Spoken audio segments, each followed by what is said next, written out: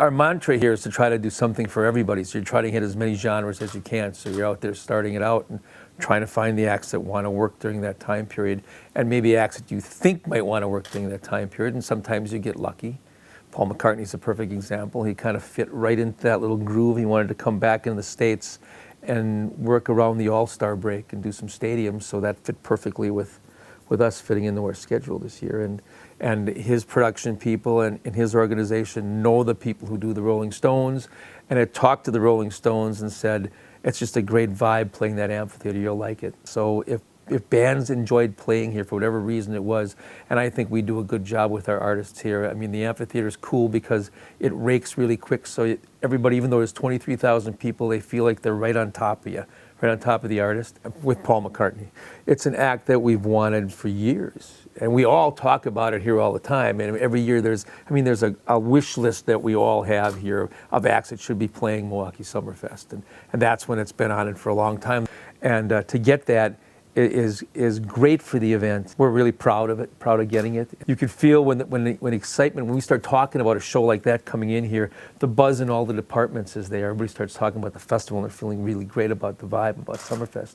And it gives everybody a kick up in the whole building, so it's great. Well, with Selena Gomez, that is her agent is a gentleman named John Marks, who we've done business before with the William Morris Agency, and he's Bruno Mars, and he was Lady Gaga, and he once again likes the vibe of the festival. So he called us early and said, let's get Selena in here to do a date, and it just all worked out. And that was the first date of the festival. That's the date they wanted to do, so it kind of all worked out. And then DNCE, which is the support act, came out after that. So, you know, it's going to be a great concert. It's going to be a great tour, and people should get out. There's still tickets available for it. They should look at that. Well, with Sting and Peter Gabriel, that's a package that I think that was born out of the fact that Sting likes to do a little experimenting with his partners on tour. They're going to go out with this package, and they're both going to do their own separate sets, and then they're going to play together again.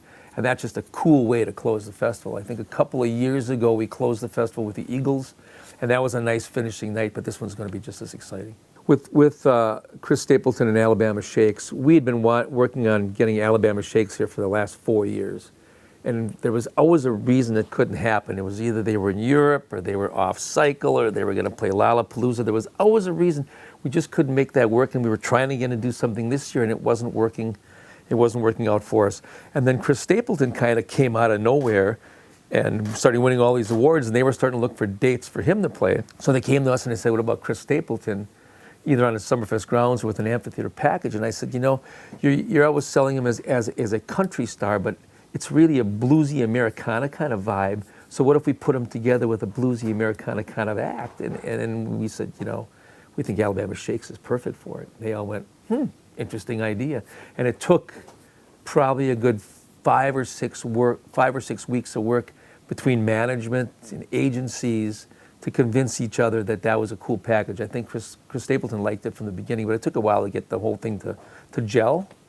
And we think that's great. You know, that's one of those cool shows that you try to do just to get that package to make it a little bit different. You can say, well, that's a show that's at Summerfest and nowhere else, which makes it pretty hip.